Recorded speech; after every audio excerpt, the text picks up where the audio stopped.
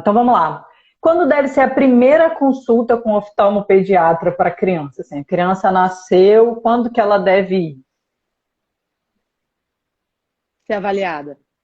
A primeira avaliação Isso. que a criança passa da parte oftalmológica é ainda na maternidade e através do teste do olhinho, ou chamado de teste do reflexo vermelho.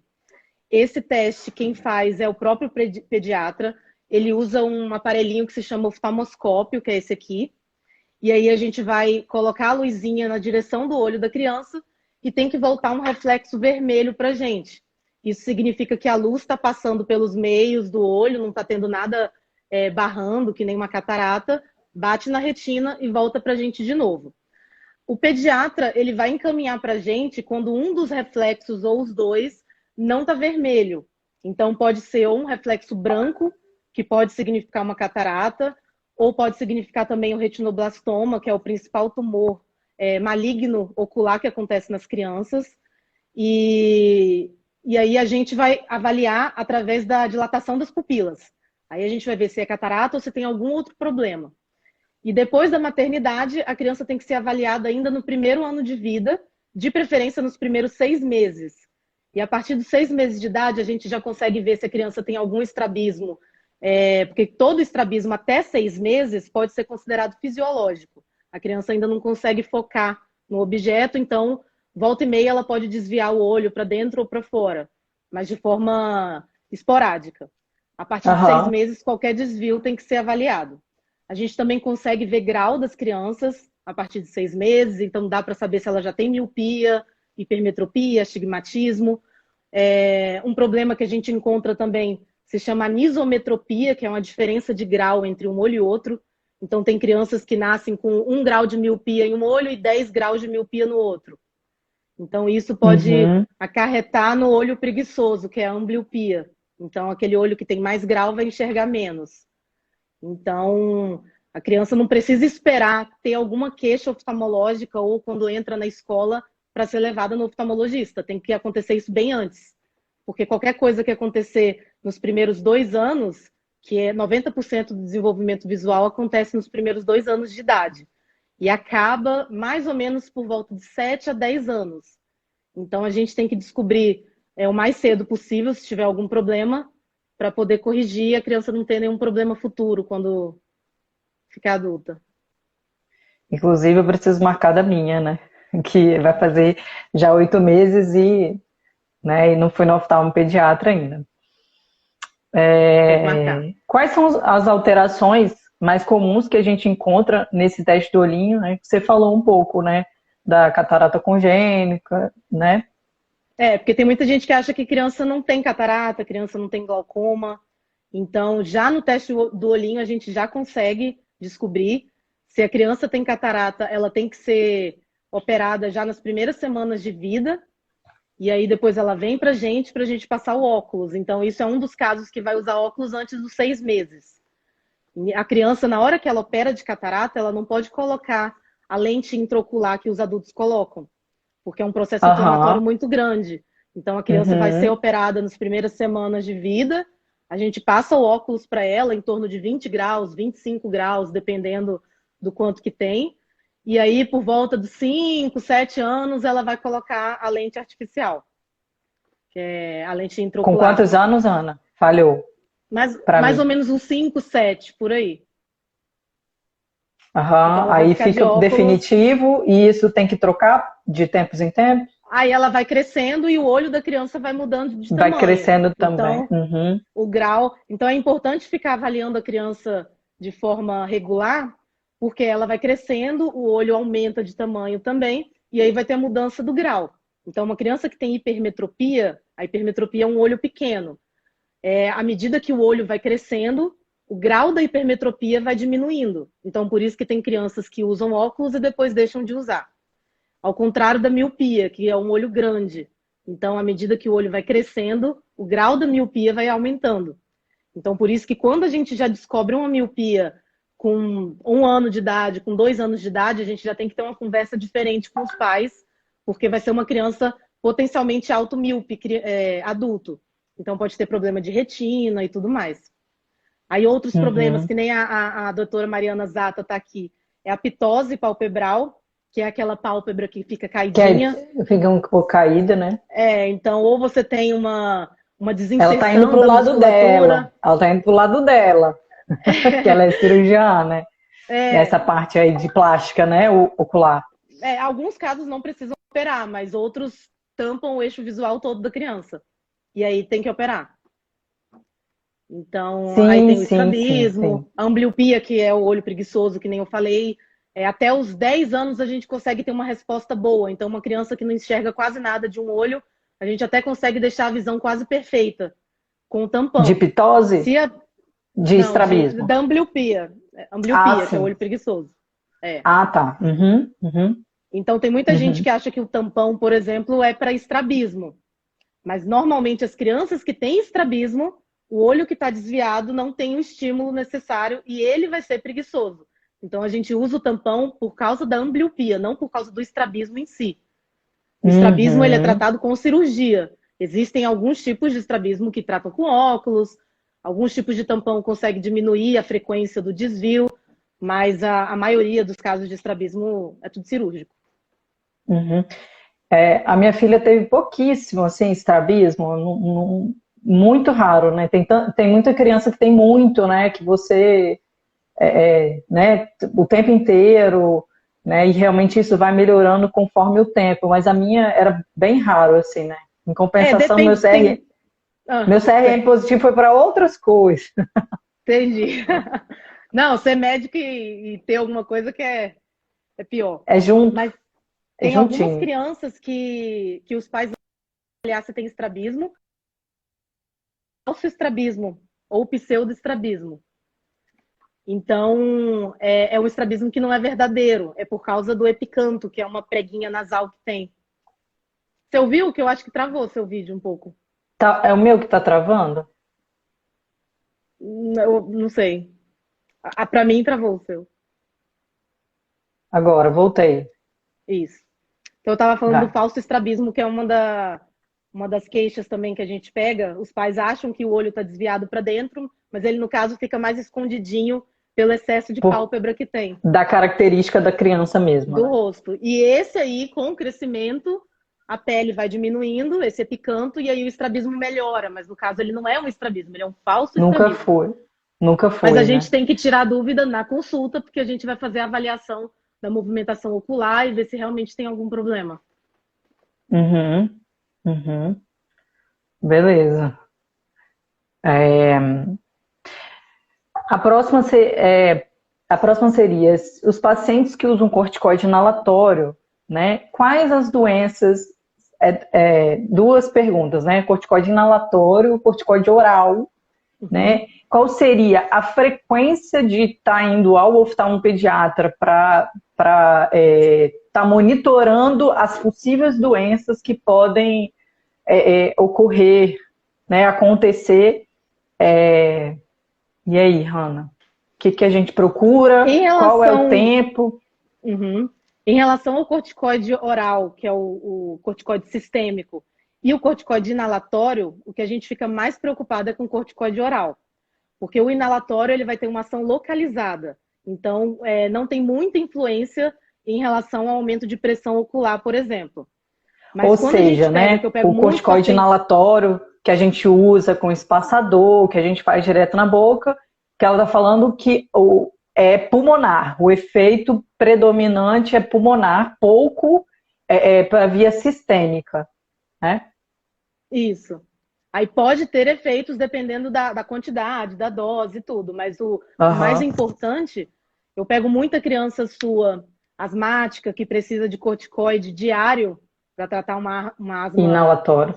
descompensada, e aí dependendo, tem crianças que usam por meses o corticoide, então esse a gente tem que acompanhar principalmente a pressão intraocular, porque pode desenvolver glaucoma, que é o glaucoma corticogênico, que é causado pelo excesso de corticoide. Pode causar catarata também, por causa do corticoide. Então, eu tenho crianças que acompanham com reumato e que precisam de doses muito altas de corticoide por uma semana, mais ou menos, e pode evoluir até Corticoide em uma oral, semana. Oral né? e até venoso, às vezes. O seu é mais oral, Inalatório. O meu é mais inalatório, E dependendo graças da a asma, Deus. né? Graças a Deus. Mas aí o oral que a gente fica mais preocupado com catarata, com glaucoma. E existe uma doença também chamada de coriorretinopatia serosa central. Tem algumas amigas da retina aqui, Débora, que é uma alteração na camada interna da retina e que os vasos vão soltando um líquido e formam uma bolha na retina. E é mais na área macular, que é por onde a gente enxerga. Isso também pode ser causado por corticoide. Então, eu falo com seus pacientes para ficar acompanhando a gente, mais ou menos uma frequência de 3 a 4 meses, que a gente tem que acompanhar tanto a pressão intraocular quanto o nervo. Porque, dependendo, se evoluir com glaucoma, começa a ter danos no nervo. E aí eu venho aqui reforçar, né, a importância do tratamento dos asmáticos e, né, em geral, a importância de você ter uma consulta regular para você evitar o uso do corticoide oral, porque o efeito do corticoide oral, né, prednisolona, predsim, ele é um efeito cumulativo. Ah, não tem problema, uso só 3 dias, 5 dias, né, Hanna? Ah, não tem problema, mas aí se for pensar num ano, muitas vezes eu pego aqui, num ano, quantas vezes você usou o corticoide inalatório? Ah, doutora, aquele xarope? Umas 3, 4 vezes. Então, isso também é uma coisa Sim. ruim. Então, às vezes, é melhor você ficar com corticoide inalatório num determinado período, ano, né? E você ter aquela doença regular e não ter que lançar a mão do corticoide oral e você não correr risco de outras coisas, né? Assim como Então é melhor glaucoma. prevenir e controlar a doença do que chegar quando está descompensada. Porque aí vai ter que usar doses maiores. Exatamente. Né? Você vê que o puxão de orelha que eu dou é verdadeiro, não é porque eu sou chata. Não. É... Então a frequência é mais ou menos 3, 4 meses que a gente acompanha. 3, 4 meses, ótimo. O uso de medicação para glaucoma piora ou pode causar asma? Piora a asma e pode levar a asma? Existe uma classe de medicação que a gente usa no glaucoma, que é o beta-bloquetinho, utilizar as medicações certas. Infecção, né? E acompanhar direitinho. Estrabismo torcicolo congênito. Existem algumas crianças que elas ficam com torcicolo e a causa é ocular. Tem muita gente que para não sabe disso. reposicionar, né? Que é para compensar algum mecanismo do músculo que está com problema. Então, tem crianças que ficam fazendo acompanhamento com fisioterapeuta por muito tempo e nunca vai pensar que a causa pode ser ocular. Na hora que a gente faz a movimentação do olho, faz todas as posições para avaliar estrabismo, a gente vê que tem algum músculo paralisado ou algum músculo com problema que a gente, operando, o torcicolo melhora. Então, pode ser, o tratamento é cirúrgico do torcicolo congênito. Mas aí a gente tem que ver o quanto que tá e depois, dependendo da musculatura que ficou tanto tempo contraturada, tem que acompanhar com o fisioterapeuta também.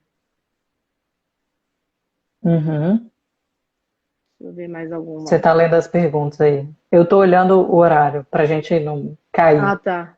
Eu nasci com estrabismo, uso óculos desde os 4 anos, fiz a cirurgia só de um olho e hoje em dia quero fazer cirurgia para corrigir total o olho. Só que os médicos falam que não vão fazer. Então, se tem estrabismo, a gente tem que avaliar para ver se dá para operar. Então, assim, se você usa óculos desde os 4 anos, existe o estrabismo acomodativo, que é secundário ao grau. Na maioria das vezes é por causa de hipermetropia muito alta. Então, provavelmente ela tinha uma hipermetropia criança. Nessa idade a gente já descobre, a gente passa o óculos e às vezes o desvio melhora totalmente. Se não melhorar totalmente, esse desvio residual a gente opera. Então, teria que ver mais ou menos o quanto que está desviando para poder operar. Mas se a dúvida é se pode operar mais de uma vez, pode. Só tem que ver o quanto. Ou seja, esperança aí, né? Porque a parte estética também é importante, né? Assim, Sim. Tem trabalhos que mostram que, assim, tem muito paciente que não consegue trabalho por causa do estrabismo, a parte de bullying. Então, tem criança, eu converso muito com os pais que as crianças passam muito bullying. E às vezes até a própria família faz bullying com a criança. Então, ajuda bastante, assim, é outra coisa. A pessoa volta a outro paciente, que você nem reconhece. É muito bom, Autoestima, né? né? Ganho da autoestima. Você viu mais alguma A aí? cirurgia microestrabismo. Se for muito pequenininho, então tem que ver o quanto. Se tem visão dupla, tem que ver. Eu já operei estrabismos pequenos que incomodavam o paciente. Então tudo tem que ser conversado. Tem estrabismos enormes que o paciente não quer operar, que está feliz daquele jeito, então tá bom, vamos acompanhar. E tem estrabismos pequenos, mas eu não sei qual é esse tamanho. Se for muito pequeno, não, às vezes realmente não vale a pena operar. Mas tem que ver o quanto. Porque tem o risco aquele risco de precisar de novo ou não. Mas assim, só vendo. Mas eu tenho pacientes que Uhum. têm estrabismos bem pequenininhos que incomodam o paciente, a gente pode operar. Faz uma cirurgia um pouco mais pequenininha para corrigir. Tenho miopia e meu marido estrabismo e astigmatismo. Minhas filhas têm que fazer? Tem. A partir de 6 meses. Acompanhamento, né? A Mas, miopia tem um risco na maior. verdade, no geral, né? Sim. Toda criança tem que acompanhar no geral, né? Como ela já tem uma história positiva, assim, de estrabismo, de grau, miopia, astigmatismo, tem que ver se essas crianças já têm algum tipo de grau que precisa ser corrigido ou Hanna, acompanhado. você leu aí? A oftalmopede Juliana. Hanna, também acontece muitas vezes do oftalmo não indicar a cirurgia por ele não ser especialista nessa área, né? E não ter o conhecimento tão profundo, né? Sim, É a isso Juliana, aí. ela fez a especialização onde eu fiz. Ela é a minha indicação em Porto Alegre. Muito boa, adoro. E isso é uma realidade, porque eu pego muito paciente, que a consulta de estrabismo tem que ser um pouco maior, porque a primeira coisa que eu tenho que fazer é desmistificar tudo. Então, eu tenho que tirar o medo do paciente. Tem paciente que chega e fala que o oftalmo falou: não, você vai ficar assim, você vai morrer com estrabismo. Não dá para fazer, não vale a pena. Então, você tem que passar por um especialista para saber as reais indicações. Porque senão o próprio oftalmo, que é um especialista, ele vai tirar a sua esperança e você nunca mais vai procurar. Aí eu tenho pacientes que vêm com o mais velho que eu operei tinha 80 e poucos anos, não sei. Então ele ficou a vida inteira achando que não dava para fazer nada, mas queria operar. E uma dúvida também é em relação à idade. Tem até oftalmos que falam, tem que operar a partir de 6, 7 anos. Então, não, hoje a gente dá para operar crianças pequenininhas. A mais nova que eu operei tinha 9, 10 meses de idade, porque nasceu com estrabismo muito intenso, que é o estrabismo congênito. Teve um dia que eu operei um pai e uma filha, os dois tinham estrabismo congênito, só que o pai, o olho que era desviado, ele já não enxergava, porque ele nunca foi estimulado. A criança, ela tinha 1 ano e 4 meses, a gente operou para ela não ter ambliopia. Então, o dele foi estético Sim. e o dela foi para ganho visual.